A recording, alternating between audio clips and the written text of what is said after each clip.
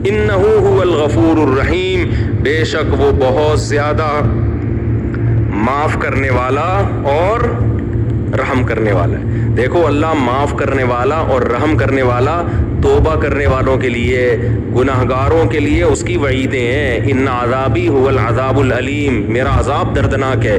گناہ چھوڑنے والوں کے لیے اللہ غفور ہے، گناہ کرنے والوں کے لیے اللہ نے غفور اور رحیم ہونے کے وعدے نہیں کیے، ان کے لیے تو دھمکیاں ہیں۔ تو یہ چھوڑ چکے تھے، اس لیے ان کو کہا جا رہا ہے کہ اللہ غفور اور رحیم ہے۔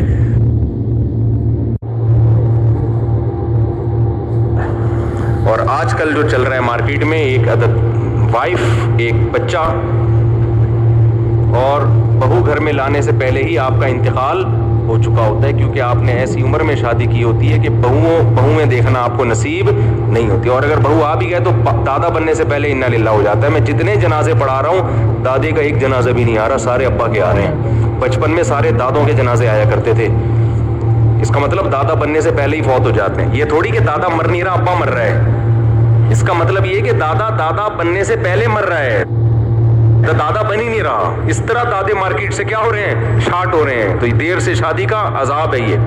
خیر، ان نزغ الشیطان بینی وبین اخوتی، جب شیطان نے میرے اور بھائیوں کے درمیان کچھ بغض اور اختلاف ڈال دیا تھا۔ کتنا سیکھنے کا موقع ہے یہاں پہ۔ دیکھو ایسے موقع پہ ہم اگر مل رہے ہوتے ابا کے ساتھ اتنے عرصے کے بعد، رو رو کے دکھڑے سنا کے دھموئے ہو جاتے، بلکہ ماتم شروع کر دیتے۔ چلو بھئی ایک پروگرام ہوگا، جس دن کنویں میں ڈالا گیا وہ تاریخ نوٹ کر لو، اس دن الگ ماتم ہوگا، سمجھ رہے ہو نا؟ کالی دریاں بچھیں گی اور کچھ جوتے منگوائیں گے، ایک دوسرے کو رکھ کے ماریں گے، صحیح ہے نا؟ غم منانا اسلام میں پسندیدہ کام نہیں ہے، تبھی تو 3 دن کے بعد تعزیت ٹھیک نہیں ہے۔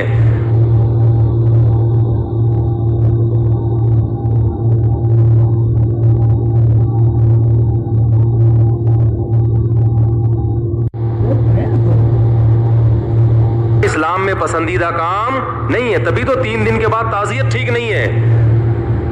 بس غم کو نہیں لمبا لے کے چلو بھائی، مرنا ہے، سب نے دنیا سے جانا ہے، آخرت عمل کو فوکس کرو۔ برسیاں منائی جاتی ہیں، پچھلے سال اماں کا انتقال ہوا، وہی سال آئے گا، وہی تاریخ آئے گی تو برسی منا رہے ہیں۔ بھائی اماں کا انتقال پچھلی 1 جنوری کو ہوا تھا، یہ تو 2022 کی ہے، یا پچھلے رمضان کو ہوا تھا، یہ 2022 کا رمضان ہے، یہ وہ والا تھوڑی ہے۔ ایک صاحب نے کہنے لگے کہ میری اماں کی برسی ہے، کیا پڑھوں؟ میں نے کہا اماں کی برسی کیا مطلب؟ اماں کی برسی نہیں بھی ہوتی تو اماں کے لیے جب چاہو دعا مانگو، جب انتقال ہوا پوری زندگی دعا مانگتے رہو۔ تو برسی والے دن کوئی فرشتے کوئی خاص پروگرام لے کے تھوڑی آئیں گے قبر میں، وہاں کے اب کیا کرنا ہے ہم نے۔ تو ہمیشہ امید کی باتیں، ہم جب چھوٹے بچے تھے نا، پھر وہ کہیں گے حضرت اپنے واقعات سنا رہے ہو، ہم جب چھوٹے بچے تھے نا، ابھی اپنے واقعات آپ اس موضوع سے متعلق سنا رہا ہوں نا، اپنے خامخواہ میں تو اپنے قصے لے کے تھوڑی بیٹھا ہوا ہوں یہاں پہ۔ ہم جب چھوٹے بچے تھے تو جب کوئی الٹی بات کرتا تھا نا، ہم کہتے تھے اگر شکل اچھی نہیں ہے نا تو کم از کم آدمی کو بات اچھی کرنی چاہیے۔ چھوٹے بچے ان کو تانے دیا کرتے تھے، ہم ان کو کیا کہتے تھے؟ یہ میں کس پہ سنا رہا تھا واقعہ ہے؟ ہاں، غم کی باتیں، غم کی باتوں پہ یہ کہہ رہا ہوں کہ جو بھی غم کی باتیں کرتا ہے نا، بیٹھ جائیں گے قصے لے کے، فلاں سن میں یہ ہوا تھا۔ پھر اب بعض لوگوں کا تو مذہب ہی یہی ہے، رونا پیٹنا، یہ غم منانا۔ وہ ایک صاحب تھے فیس بک پہ، پھر قصہ آ گیا کہ فیس بک پہ ایک صاحب جو تھے نا، ایک صاحب فیس بک پہ نا عجیب عجیب خطیب ملیں گے آپ کو، اوٹ پٹانگ حرکتیں کر رہے ہیں، ادھر ادھر کی پھینکے جا رہے ہیں۔ تو ایک خطیب تک، میں کچھ دن پہلے رات کو تھوڑا سا میں نے دیکھ رہا تھا فیس بک پہ، ایک تقریر آئی کسی کی، عجیب عجیب اسٹائل بنا رہا ہے نا، کلابازیاں بھی کھا رہا ہے، عجیب اسٹائل بنا رہا ہے، اور پتہ نہیں کیا کیا پھینک رہا ہے، موضوع من گھڑت حدیثیں۔ پھر کہنے لگا جوش میں آ کے، اللہ کی طاقت اتنی بڑی ہے اسے کوئی دیکھ نہیں سکتا، لہذا اس نے اپنی قدرت بتانے کے لیے نمونے پیدا کیے۔ تو میں نے فوراً گھر والوں سے کہا ایک نمونہ ان میں یہ ہے۔ گھر والوں کے ساتھ تھا نا، جیسے ہی اس نے کہا نا کہ اللہ نے اپنی قدرت دکھانے کے لیے نمونے پیدا کیے، میں نے ان میں ایک نمونہ یہ ہے، یہ بھی ایک نمونہ ہے۔ اللہ نے بتایا کہ دیکھو میں نے کیسے کیسے نمونے پیدا کیے ہیں، اس ٹائپ کی چیزیں بھی میں نے پیدا کی ہیں۔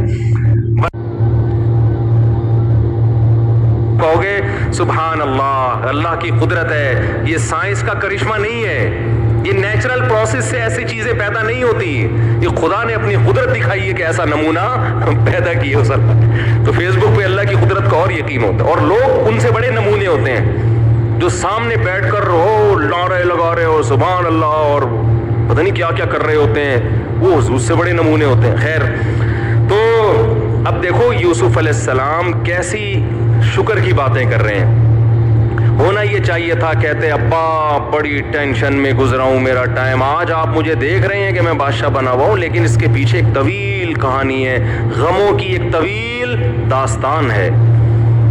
وہ طویل داستان میں سب سے پہلے تو ان بھائیوں نے مجھے کنویں میں ڈالا، کنویں میں میرا دم گھٹ رہا تھا، مجھے جو خوف کی کیفیت تھی وہ میں ہی جانتا ہوں، وہ تو اتفاق سے کچھ مسافر آ گئے نکال لیے انہوں نے، ورنہ میں تو گیا تھا۔ پھر اتنے بڑے اونچے خاندان کا ہو کے بازاروں میں غلاموں کی طرح فروخت ہوا ہوں، وہ ٹینشن، کوڑیوں کے دام بیچا گیا ہوں بازاروں میں، اور پھر ہوتے ہوتے بادشاہ کے محل میں پہنچ گیا، تھوڑا چند دن کا سکون ملا مجھے، تو وہاں میرے اوپر فحش الزامات لگنا شروع، اور میں بری تھا لیکن الزام مجھ پہ ڈال کے جیل میں ڈال دیا گیا، ایک نئی ٹینشن۔ مجھے تو اسی وقت سے لگ رہا تھا کسی نے کچھ کر دیا ہے۔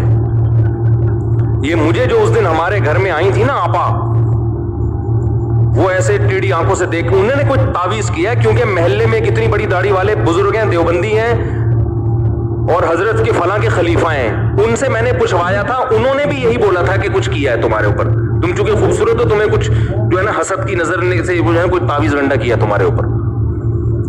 کوئی ایسی فضول قسم کی باتیں، بھائی پریشانی اللہ کی طرف سے ہیں، بھائی خوشیاں بھی کس کی طرف سے ہیں؟ اللہ کی طرف سے، تو پریشانی کی نسبت اپنی طرف کرو، خوشی کی نسبت اللہ کی طرف۔ تو خوشیوں کو ہائی لائٹ کر رہے ہیں، کیا کہہ رہے ہیں کہ یا ابتی ھذا تعویل رؤیایا من قبل، سب سے پہلے خوشی کی بات، دیکھو میرے رب نے مجھے خواب دکھایا تھا، آج اس خواب کو سچا کر دیا، وقد احسن بی، اس سے پہلے بھی بڑے میرے رب کے احسانات ہیں، اذ اخرجنی من السجن، جب اس نے مجھے جیل سے نکلوا دیا، تو جیل میں ڈالا بھی تو اسی نے تھا نا، ڈالنے کا ذکر نہیں ہے، جیل سے نکلنے کا۔ یہ بھی کہہ سکتے تھے مجھے جیل ہو گئی، میں روتا رہا، دعائیں مانگتے رہا، ایک دن چھوٹنے کی امید ہوئی تھی تو وہ کمبخت قیدی ہی بھول گیا، اس وقت تو مجھے 100% یقین ہو گیا تھا کہ یہ تعویذ گنڈوں کا نتیجہ ہے، جادو کا اثر ہے یہ۔ نا نا نا نا، کیا کہہ رہے ہیں؟ اخرجنی من السجن، میرے رب نے احسان کیا، مجھے جیل سے نکال دیا اس نے، وجاء بکم من البدو، اور ایک اور احسان کیا مجھے آپ لوگوں کو جو میرے خاندان کے لوگ ہیں گاؤں کی زندگی سے شہر کی زندگی دے دی۔ اس سے شہر کی زندگی کی فضیلت بھی معلوم ہوتی ہے، جو لوگ شہر میں رہتے ہیں ان کا جو مینٹل لیول ہے نا وہ گاؤں والوں سے اونچا ہوتا ہے۔ وجہ کیا ہے؟ ان کو صبح شام 20 قسم کے لوگوں سے واسطہ پڑ رہا ہے۔ گاؤں کے آدمی پہاڑ پہ ایک بندہ دیکھے گا، 6 کلومیٹر دور ایک بندہ نظر آئے گا اس کو، تو کیا سیکھنے کو ملے گا ہے بھائی؟ شہر میں یہ ہوتا ہے، ادھر ایک بندہ آ رہا ہے، وہ گٹکے والا آ رہا ہے، ادھر تہجد والا آ رہا ہے، ادھر ایک ہیروئن چی ملے گا آپ کو، ادھر ایک بزرگ ملیں گے آپ کو، ادھر عمران خان، ادھر پی ٹی آئی، ادھر مولانا فضل الرحمان، ادھر شہباز شریف، ایک ہی گلی میں ساری سیاسی جماعتیں آپ کو ملیں گی۔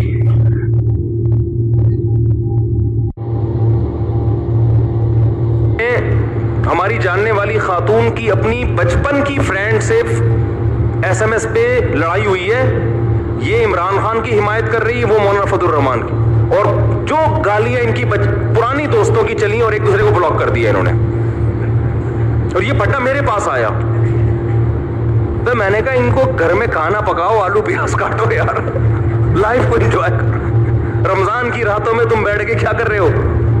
لڑ رہے ہو، اور ایک دوسرے کو نا ایسی ایسی گالیاں دے رہے ہیں، ایسے ایسے۔ تو بہرحال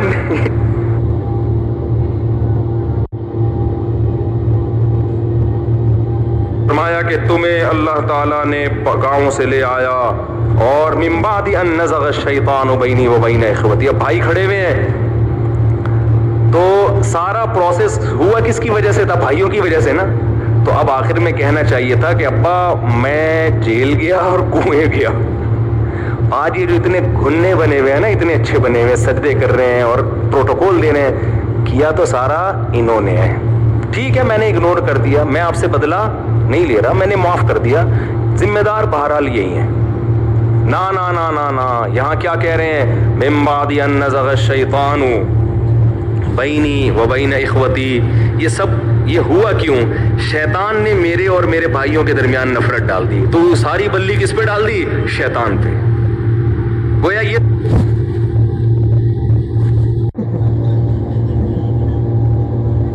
کی طرح دعا مانگو, اے اللہ پرفتن دور ہے, تو اگر میرے ایمان کی حفاظت کرے گا تو ایمان محفوظ ہوگا, تو نے اگر اپنی گرفت مجھ پہ ڈھیلی چھوڑ دی تو میں اس رو میں بہہ جاؤں گا.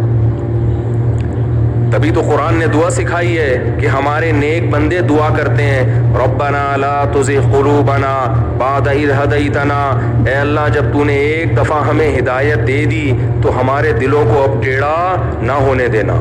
یہ دعا مانگا کرو, صرف یہی ہے. ہاں, بد اخلاقی بدتمیزی نہیں کرنی غیر مسلم کے ساتھ. اسی وجہ سے ہم لوگوں سے کہتے ہیں آپ غیر مسلموں سے اچھا سلوک کرو, ان کی مذہبی رسومات میں شرکت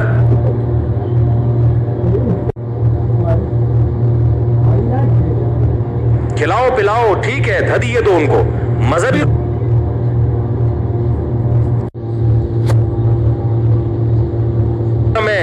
مذہب میں اگر آپ نے شرکت کرنا شروع کر دی, اسلام اور کفر آپس میں خلط ملط ہو جائیں گے. بھائی ہمارا مذہب عید الفطر عید الاضحیٰ منانے کی اجازت دیتا ہے, اس کے علاوہ ہمارے لیے سال میں تیسری کوئی عید نہیں ہے.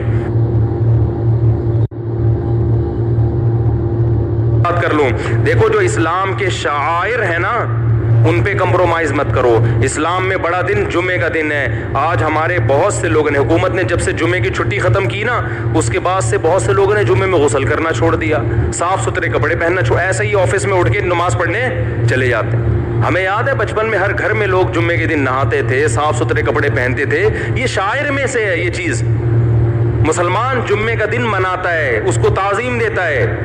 یورپ میں جا کے پتہ ہی نہیں چلتا لوگوں کو آج جمعہ ہے کہ ہفتہ ہے کہ اتوار ہے. بھائی آپ غیر مسلم کنٹری میں جاؤ, رہو, کماؤ, ہم منع نہیں کرتے.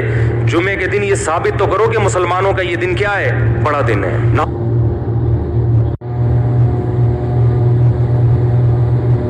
مجھے مسلمان بنا کے موت دینا, وَأَلْحِقْنِي بِالصَّالِحِينَ, اور مجھے نیک لوگوں میں شامل کر لے. اس کا مطلب میرے علاوہ بھی بہت نیک لوگ ہیں تو مجھے بھی ان میں. اور آج کچھ لوگ ایسے تبلیغ کرتے ہیں جیسے یہ 4-6 آدمیوں کے علاوہ دنیا میں کوئی نیک ہے نہیں.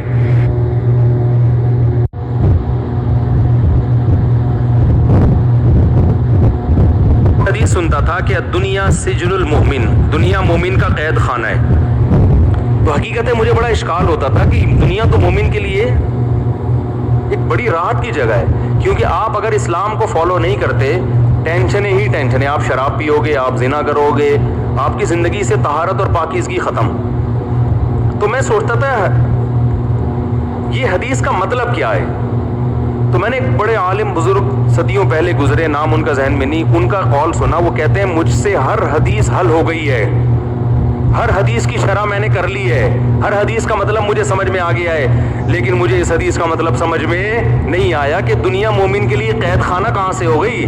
مومن ہی کے مزے اس دنیا میں, کیونکہ جو صحیح زندگی اسلام کے ساتھ نہیں گزارتے نا, آپ ان کی زندگیوں کا حشر دیکھو جا کے, عجیب باولے ہوئے بنے پھر رہے ہیں, وہ پاگل ہوئے ہوئے ہیں وہ. اور جو مذہبی لوگ ہیں آپ ان کی لائف دیکھو گے وہ بہت سکون میں ہوں گے.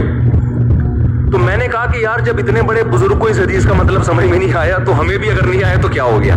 بظاہر ایسا معلوم ہوتا ہے کہ یہ جو حدیث ہے کہ دنیا مومن کے لیے قید ہے, یہ ظاہر کے اعتبار سے دیکھنے میں ایسا لگتا ہے کیونکہ پابندیاں ہیں نا. ارے جو قید میں ہوتا ہے وہ اپنی مرضی سے تھوڑی جہاں مرضی نکل لے, اس کو تو ٹائم پہ کھانا ملے گا, ٹائم پہ سوئے گا. تو یہ بظاہر قید خانہ ہے. بظاہر کا مطلب آپ شراب نہیں پی سکتے, آپ زنا نہیں کر سکتے, آپ کو نماز ٹائم پہ پڑھنی پڑے گی, رمضان کے روزے رکھنے پڑیں گے. تو حقیقت یہ ہے کہ یہ بظاہر قید خانہ ہے, لیکن حقیقت میں یہ مومن کے لیے قید خانہ نہیں ہے. یہ ایسی قید ہے جس میں لذتیں اور مزے ان لوگوں سے زیادہ ہیں جو قید سے آزاد ہیں.